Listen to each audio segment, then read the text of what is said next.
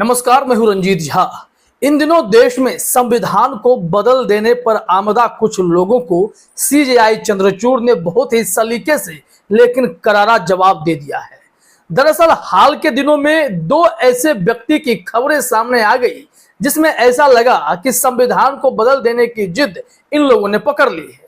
जिसमें एक में पूर्व चीफ जस्टिस रंजन गोगोई, जो वर्तमान में राज्यसभा सांसद हैं भारतीय जनता पार्टी से, उन्होंने भी संविधान के बुनियादी ढांचे पर ही सवाल खड़े कर दिए, उसे ही संदिग्ध बता दिया। दूसरी तरफ प्रधानमंत्री मोदी के आर्थिक सलाहकार विवेक देबरॉय ने भी नए संविधान की वकालत कर दी। जिस संविधान ने प्रधानमंत्री मोदी को ताकत दी, चाय बेचने वाले व्यक्ति देश के प्रधानमंत्री बन सकते हैं, उसी संविधान को बदल देने के लिए आमदा इन लोगों ने अब संविधान पर ही सवाल खड़े करने शुरू कर दिए हैं। ऐसे में अब सीजेआई चंद्रचूड़ ने इन लोगों को करारा जवाब दिया है, वो भी तरीका बहुत ही बेहतरीन चुनते हुए। दरअसल मशहूर वकील, देश के पूर्व कानून मंत्री और देश के संवैधानिक संरचनाओं को ताकत देने वाले स्वर्गीय शांति भूषण को श्रद्धांजलि देते हुए सीजेआई चंद्रचूड़ ने उनके ही हवाले से अपने मन की इच्छा जाहिर कर दी। उन्होंने बता दिया कि न्यायपालिका की स्वतंत्रता के लिए संविधान की वकालत करना जरूरी है, संवैधानिक मूल्यों की रक्षा करना जरूरी है। इसके लिए उन्होंने तर्क दर तर्क जो शांति भूषण के द्वारा उठाए गए कदमों का जिक्र कर दिया। उससे यह साफ मैसेज चला गया कि फिर चाहे वो पूर्व चीफ जस्टिस रंजन गोगोई हो या फिर प्रधानमंत्री नरेंद्र मोदी के आर्थिक सलाहकार परिषद के चेयरमैन विवेक देबरॉय हो, किसी के भी पास यह अधिकार नहीं है कि वो संविधान के बुनियादी ढांचे में छेड़छाड़ करने की कोशिश करे। यह अधिकार संसद के पास भी नहीं है।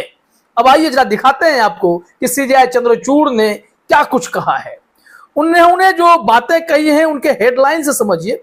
हेडलाइन में लाइव लॉ ने लिखा है कि हमारी संवैधानिक विरासत उन घटनाओं से भरी हुई है जिन्हें बनाने में उन्होंने मदद की, यानी शांति भूषण जी ने मदद की। सीजेआई चंद्रचूड़ ने दिवंगत सीनियर एडवोकेट शांति भूषण को श्रद्धांजलि दी।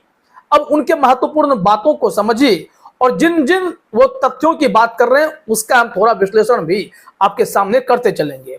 दरअसल यहाँ लिखा गया है, सीजेआई ने यह कहा कि आपातकाल के दौरान शांति भूषण ने स्वतंत्रता और न्याय की वकालत की। बुनियादी संरचना सिद्धांत में शांति भूषण के महत्वपूर्ण योगदान का उल्लेख करते हुए सीजेआई ने कहा कि 39वें संवैधानिक संशोधन को अपनी चुनौती में शांति भूषण ने बुनियादी संरचना सिद्धांत को अपने पहले आवेदन में रखा। संशोधन ने पूर्वव्यापी रूप से हाईकोर्ट को खत्म करने की मांग की थी। शांति भूषण ने तर्क दिया कि संविधान की मूल पहचान संसदीय परिवर्तन के लिए उत्तरदायी नहीं है। अपने दो जुनून, क्रिकेट और कानून को जोड़ते हुए उन्होंने तर्क दिया कि एक टीम के बाद खेल के नियमों को पूर्वव्यापी रूप से नहीं बदला जा सकता है और इस तरह मैच जीत लिया गया। और जो यह बातें शांति भूषण की हैं पैच और शांति भूषण के द्वारा कही गई इन बातों का जिक्र जब सीजेआई चंद्रचूड़ ने किया तो आपको ध्यान रखना पड़ेगा कि संवैधानिक संशोधन जो 39वां हुआ था उसमें क्या था।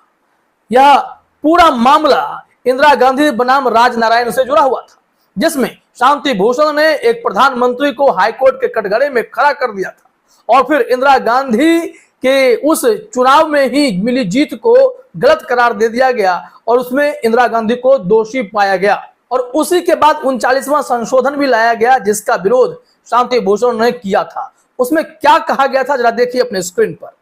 39वां संशोधन क्या है? 10 अगस्त 1975 को 39वां संशोधन लागू हुआ। भारतीय संविधान का 39वां संशोधन भारत गणराज्य के 26वें वर्ष में अधिनियमित किया गया था। संशोधन का उद्देश्य इलाहाबाद उच्च न्यायालय के उस फैसले को पलटना था जिसने प्रधानमंत्री इंदिरा गांधी के संसद के लिए चुनाव को असंवैधानिक घोषित किया था। एक संशोधन के अनुसार प्रधानमंत्री का पद न्यायिक जांच के अधीन है।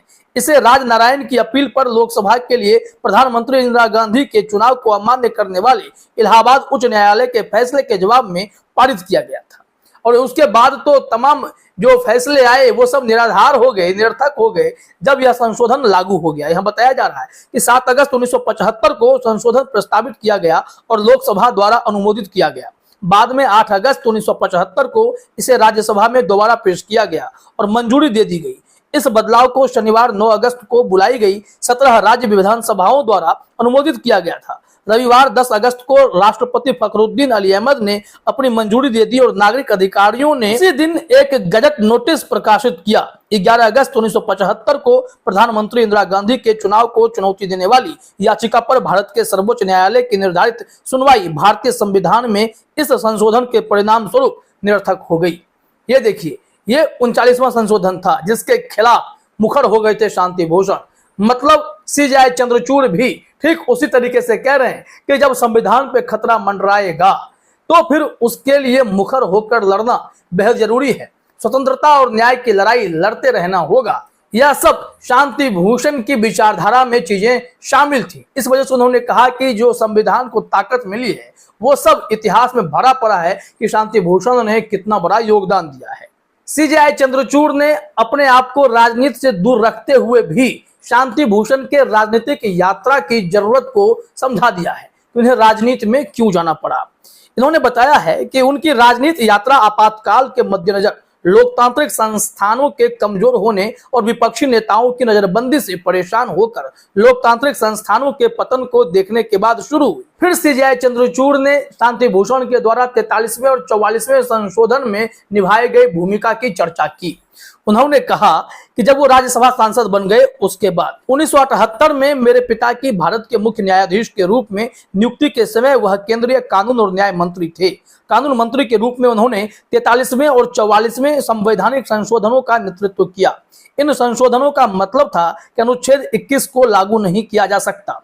आपातकाल के समय निलंबित कर दिया गया और कार्यकारी शक्ति के मनमाने प्रयोग पर कई अन्य जांचें लगाई गई। उन्होंने संविधान में संशोधन भी पेश किया जो कभी पारित नहीं हुआ। इसमें भारत के संविधान में बुनियादी संरचना सिद्धांत का स्पष्ट समावेश शामिल था, क्योंकि वो चाहते हैं कि जो संविधान का जो बुनियादी सिद्धांत है उसके साथ कोई छेड़छाड़ ना करे। और इसको लेकर केशवानंद भारती वाले मामले के बाद यह तय कर दिया गया संसद किसी भी सूरत में संविधान के मूलभूत ढांचे में छेड़छाड़ नहीं कर सकती, उसे नहीं बदल सकती।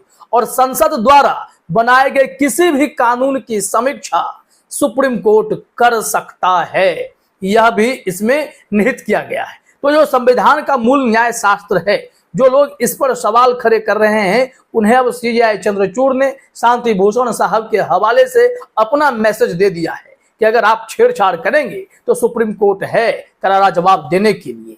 सीजेआई चंद्रचूड़ ने इस मामले में फिर से शांति भूषण की बातों का जिक्र किया कि उनका मकसद क्या था। उन्होंने कहा है कि उनका जीवन हमारे देश के इतिहास से जुड़ा हुआ है।